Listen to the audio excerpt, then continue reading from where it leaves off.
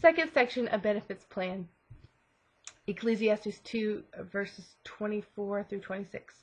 There's nothing better for a man to eat, drink, and to enjoy his work. I have seen that this is from God's hand. Note that. For who can eat and who can enjoy life apart from him? For to the man who is pleasing in his sight he gives wisdom, knowledge, and joy. But to the sinner he gives the task of gathering and accumulating in order to give to the one who is pleasing in God's sight. This too is futile and a pursuit of the wind. See, gaining and accumulating over and over again. Can you see it? Futile. But there's nothing better for man to eat, drink, and enjoy his work with God in mind. You know, when he says, I have seen that this is from God's hand, realizing that God gave us this work that we have, this job, this task that we have. This is from God. You know, and I think there's sometimes that it's hard to look at our jobs and say, this is from God, this whatever is from God, all these people. But remember, God is trying to mold us and shape us into that person that looks like Christ. And he's going to use these experiences, if we let him, to change us and to make us more like him. So every experience that we encounter, you know, remember, not the temptations, but every trial we encounter is God's way of refining us over and over so that we can be more like Christ, that we can be more prepared emotionally, spiritually. I would just say even physically. Your job, you know, maybe your job is actually building strength and muscles and endurance, and you're going to go on some crazy mission trip overseas and be like, you know, this big missionary because you're strong and ready to go. You know, when you look at your job as a gift from God, you start to realize the opportunities that God has placed in front of you for witnessing and for growth. One question then is, how can you connect your work to God regardless of what you do? So I would challenge you to think about it. How can you connect your work to God regardless of what you do? Regardless of what you do. How can you be thankful and connected to God? And it says, what times in your life have you experienced emptiness from all your efforts because God was not at the center?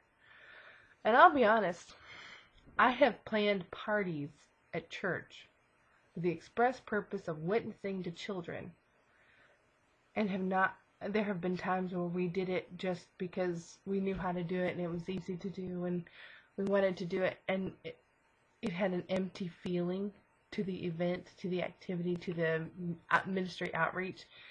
And I would say it was because it was kind of, God wasn't at the center.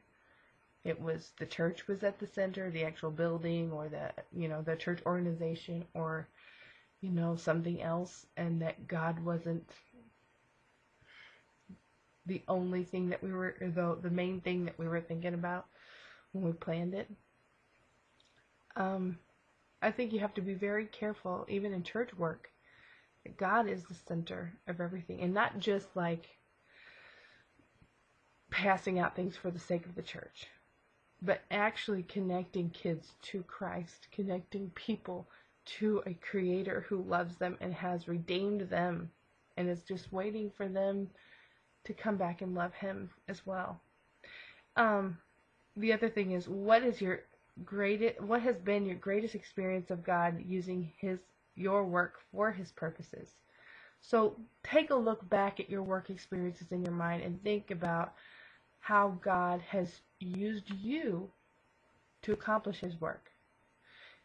So funny, sometimes in life you don't even know how God has used you until after the fact. It's hindsight, once again, is so much richer than what we see right now.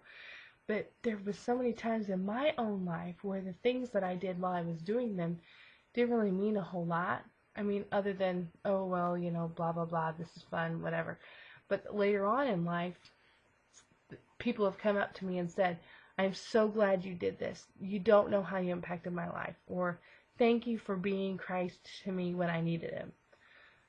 That is like such an awesome and humbling thing for someone to say to you, because really, I mean, at that time, at that particular time, I don't even know that I was thinking, oh yeah, can I be God to them? Or how's God using me at work?